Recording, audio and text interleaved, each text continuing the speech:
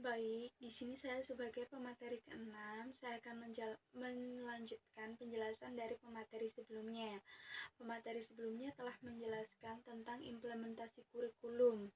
Nah, implementasi kurikulum sendiri adalah merupakan operasionalisasi konsep kurikulum yang masih bersifat potensial atau tertulis, menjadi aktual dalam bentuk pembelajaran.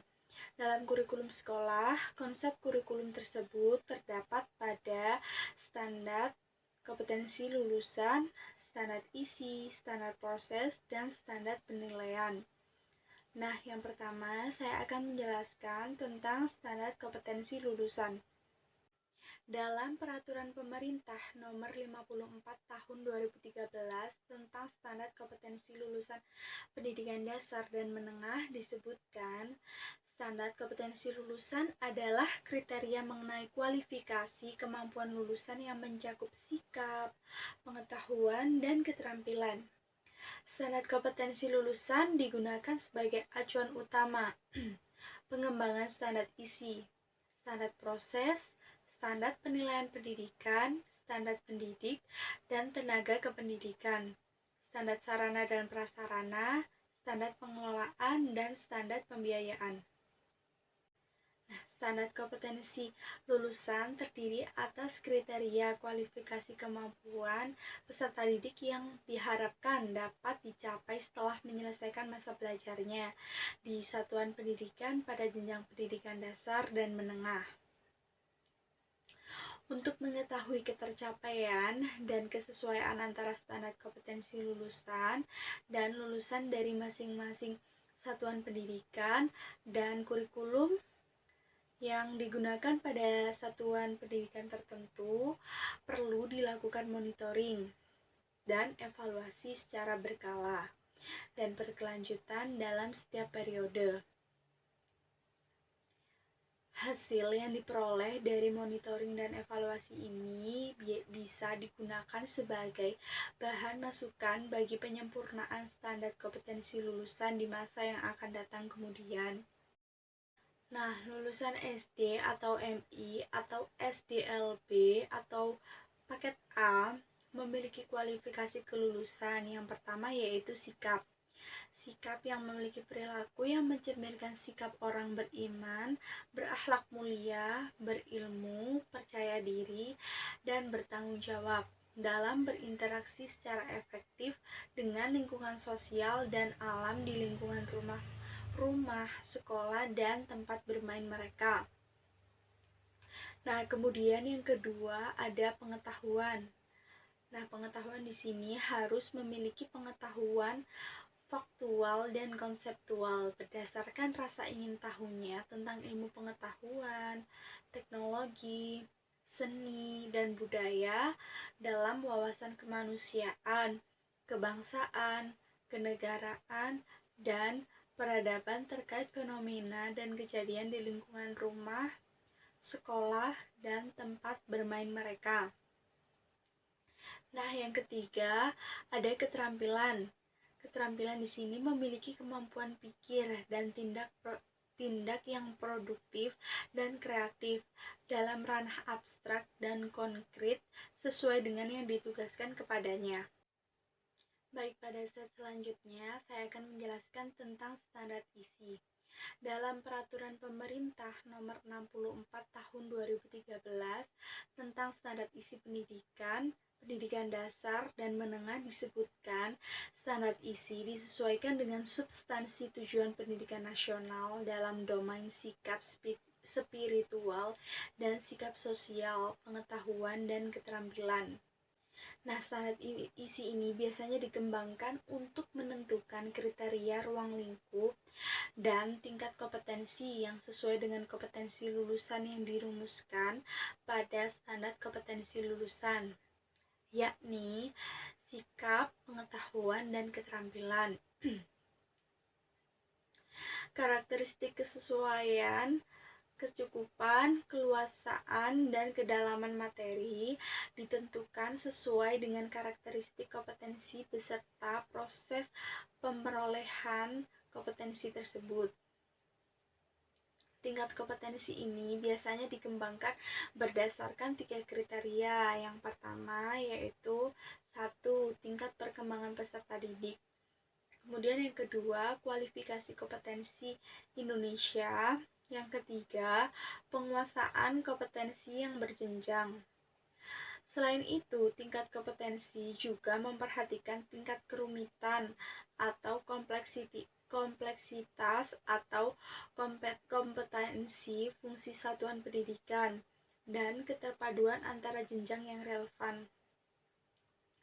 Berdasarkan pertimbangan di atas yang telah saya jelaskan, tingkat kompetensi dirumuskan sebagai berikut ini yang akan saya jelaskan. Yang pertama yaitu ada beberapa tingkatan, yaitu ada 8 tingkatan. Tingkatan yang pertama yaitu tingkat 0. Tingkat 0 kedudukannya yaitu TK atau RA. Kemudian yang kedua tingkat 1.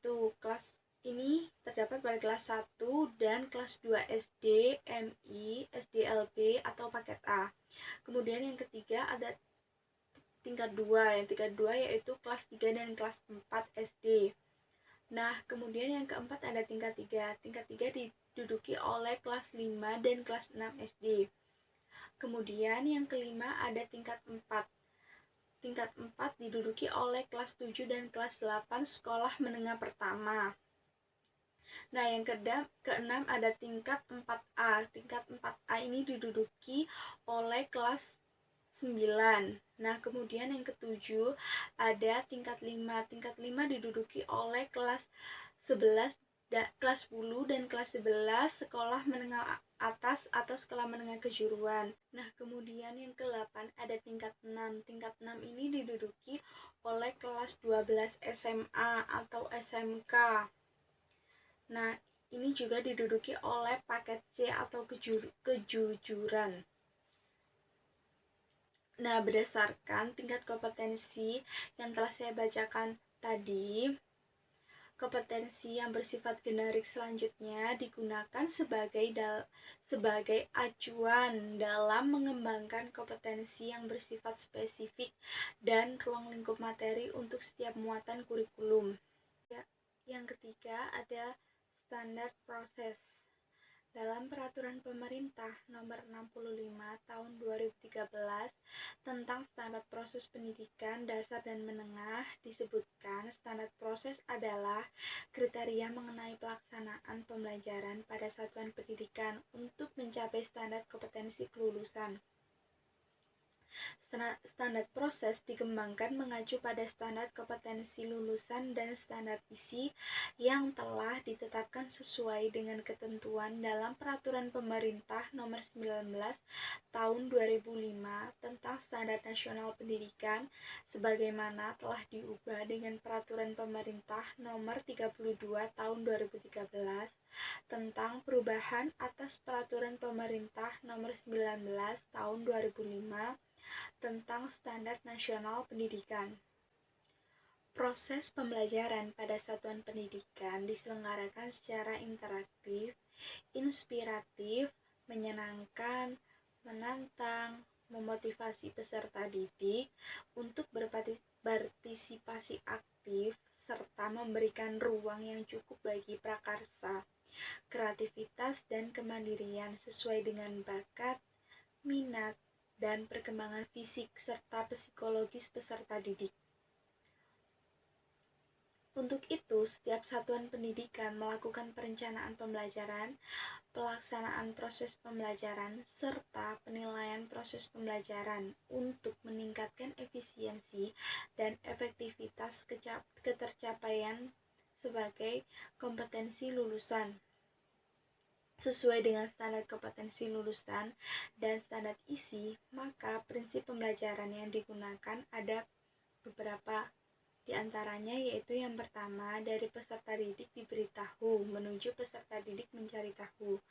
Kemudian yang kedua, dari guru sebagai satu-satunya sumber belajar menjadi belajar berbasis aneka sumber belajar. Kemudian yang ketiga, dari pendekatan tekstual menuju proses sebagai penguatan penggunaan pendekatan ilmiah. Yang keempat, dari pembelajaran berbasis konten menuju pembelajaran berbasis kompetensi. Yang kelima, dari pembelajaran parsial menuju pembelajaran terpadu. Yang ketujuh, yang keenam, dari pembelajaran yang menekankan jawaban tunggal menuju pembelajaran dengan jawaban yang kebenarannya dengan multidimensi. Yang ketujuh, dari pembelajaran verbalisme menuju keterampilan aplikatif. Yang ke-8, peningkatan dan keseimbangan antara keterampilan fisikal atau hard skill dan keterampilan mental atau soft skill. Kemudian yang ke-9, pembelajaran yang mengutamakan pembudayaan dan pemberdayaan peserta didik sebagai pembelajaran sepanjang masa. Yang ke-10, pembelajaran yang menerapkan nilai-nilai dengan memberikan keteladanan atau ingarso sung tulodo, membangun kemauan ing madya mangun karso, dan mengembangkan kreativitas peserta didik dalam pembelajaran atau tuturi handayani. Kemudian yang ke-11, pembelajaran yang berlangsung di rumah, di sekolah, dan di masyarakat. Yang ke-12, pembelajaran yang menerangkan prinsip bahwa siapa saja adalah guru, siapa saja adalah peserta didik, dan di mana saja adalah kelas. Kemudian yang ke-13, pemanfaatan informasi dan komunikasi untuk meningkatkan efisiensi dan efektivitas pembelajaran. Dan yang terakhir, pengakuan atas perbedaan individual dan latar belakang budaya peserta didik. Terkait dengan prinsip yang telah saya bacakan sebelumnya, proses yang mencakup perencanaan proses pembelajaran, pelaksanaan proses pembelajaran, penilaian hasil pembelajaran, dan pengawasan proses pembelajaran. Nah, karakteristik menurut Peraturan Pemerintah Nomor 65 Tahun 2013 tentang Standar Proses Pendidikan Dasar dan Menengah. Karakteristik pembelajaran pada setiap satuan pendidikan terkait erat pada standar kompetensi lulusan dan standar isi. Standar kompetensi lulusan memberikan kerangka konseptual tentang sasaran pembelajaran yang harus dicapai. Standar isi memberikan kerangka konseptual tentang kegiatan belajar dan pembelajaran yang diturunkan dari tingkat kompetensi dan ruang lingkup materi sesuai dengan standar kompetensi lulusan. Sasaran pembelajaran mencakup pengembangan ranah sikap, pengetahuan, dan keterampilan yang dielaborasi untuk setiap satuan pendidikan. Ketiga, ranah kompetensi tersebut memiliki lintasan perolehan atau proses psikologis yang berbeda. Sikap ini diperoleh melalui aktivitas, yaitu menerima, menjalankan, menghargai, menghayati, dan mengamalkan. Pengetahuan bisa diperoleh melalui aktivitas mengingat, memahami, menerapkan, menganalisis, mengevaluasi, dan mencipta. Keterampilan juga dapat diperoleh melalui aktivitas mengamati, menanya, mencoba, menalar, dan mencipta. Baik, yang keempat ada standar penilaian. Dalam Peraturan Pemerintah Nomor 66 Tahun 2013 tentang Standar Penilaian Pendidikan disebutkan, standar penilaian pendidikan adalah kriteria mengenai mekanisme, prosedur, dan instrumen penilaian hasil belajar peserta didik. Penilaian pendidikan sebagai proses pengumpulan dan pengolahan informasi untuk mengukur pencapaian hasil belajar peserta didik, mencakup penilaian otentik, penilaian diri, penilaian berbasis portofolio, ulangan harian, ulangan tengah semester, ulangan akhir semester, ujian tingkat kompetensi, ujian mutu, tingkat kompetensi, ujian nasional, dan ujian sekolah atau madrasah. Nah, penjelasannya yaitu yang pertama, penilaian otentik. Penilaian otentik merupakan penilaian yang dilakukan secara komprehensif untuk menilai mulai dari masukan atau input, proses dan keluaran atau output pembelajaran. Yang kedua, penilaian diri. Penilaian diri merupakan penilaian yang dilakukan sendiri oleh peserta didik secara reflektif untuk membandingkan posisi relatifnya dengan kriteria yang telah ditetapkan. Yang ketiga, ada penilaian berbasis portofolio, merupakan penilaian yang dilaksanakan untuk menilai keseluruhan entitas proses belajar peserta didik, termasuk penugasan perseorangan atau kelompok di dalam atau di luar kelas, di kelas khususnya pada sikap atau perilaku dan keterampilan. Yang keempat, ada ulangan. Ulangan merupakan proses yang dilakukan untuk mengukur pencapaian kompetensi peserta didik secara berkelanjutan dalam proses belajar untuk memantau kemajuan dan perbaikan hasil belajar peserta didik. Yang kelima, ada ulangan harian. Ulangan harian merupakan kegiatan yang dilakukan secara periodik untuk menilai kompetensi peserta didik setelah menyelesaikan suatu kompetensi dasar atau KD atau lebih. Nah, yang keenam ada ulangan tengah semester. Ulangan tengah semester atau UTS merupakan kegiatan yang dilakukan oleh pendidik untuk mengukur pencapaian kompetensi peserta didik setelah melaksanakan 8-9 minggu kegiatan pembelajaran. Kemudian, cakupan UTS biasanya meliputi seluruh indikator yang mempresentasikan seluruh KD pada periode 8 atau 9 minggu tersebut. Kemudian yang ketujuh ada ulangan akhir semester. Ulangan akhir semester atau UAS merupakan kegiatan yang dilakukan oleh pendidik untuk mengukur pencapaian kompetensi peserta didik di akhir semester. Cakupan ulangan ini atau UAS meliputi seluruh indikator yang mempresentasikan semua KD pada semester tersebut. Ujian tingkat kemudian yang ke-8 ada ujian tingkat kompetensi yang disebut UTK, merupakan kegiatan pengukuran yang dilakukan oleh satuan pendidikan untuk mengetahui pencapaian tingkat kompetensi. Cakupan UTK biasanya meliputi sejumlah kompetensi dasar yang mempresentasikan kompetensi inti pada tingkat kompetensi tersebut.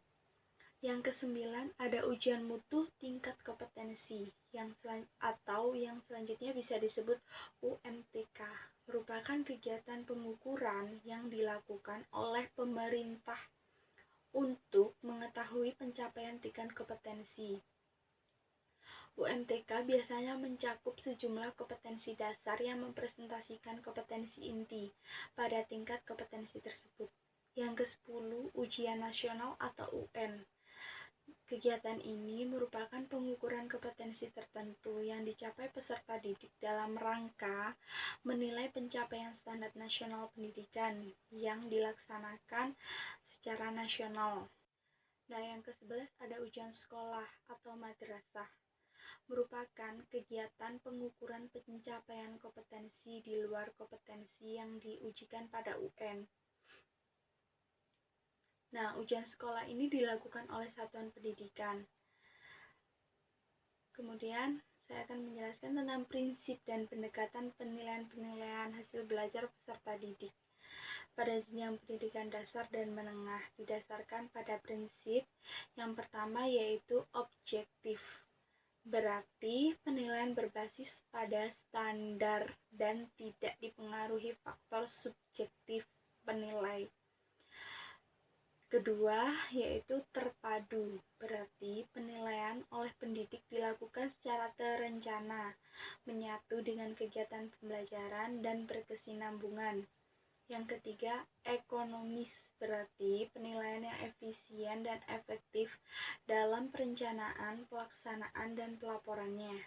Yang keempat, yaitu transparan. Berarti prosedur penilaian, kriteria penilaian, dan dasar pengambilan keputusan dapat diakses oleh semua pihak. Yang kelima, akuntabel. Akuntabel berarti penilaian dapat dipertanggungjawabkan kepada pihak internasional sekolah maupun eksternal untuk aspek teknik, prosedur, dan hasilnya. Nah, kemudian yang keenam ada edukatif, berarti mendidik dan memotivasi peserta didik dan guru. Pendekatan penilaian yang digunakan adalah penilaian acuan kriteria atau PAK. PAK merupakan penilaian pencapaian kompetensi yang didasarkan pada kriteria ketuntasan minimal atau KKM. KKM merupakan kriteria ketuntasan belajar minimal yang ditentukan oleh satuan pendidikan dengan mempertimbangkan karakteristik kompetensi dasar yang akan dicapai, daya dukung, dan karakteristik peserta didik.